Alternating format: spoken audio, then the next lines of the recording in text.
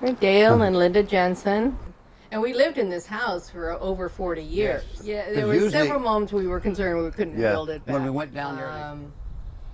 Because we just didn't know what we're going to do, end up with. And when we received the grant, it was phenomenal. It just, it's like somebody was looking out for us. It was, that was very Wonderful. sweet. Oh, the day we moved back in, it was very emotional. Just, Yeah, finally a place we can call home again. yeah. Can't thank them enough. Yeah.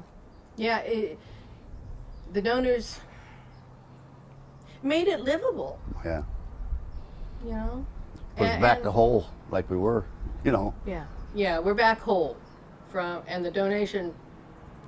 I don't think we could have done it without them. Okay, yeah, the Community Foundation gave us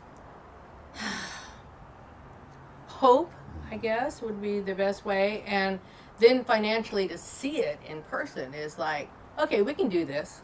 To be able to come to the point where we are at now is phenomenal. I don't know what else to say. Thank you. Oh, yeah, thank you. Oh, my gosh. Thanks.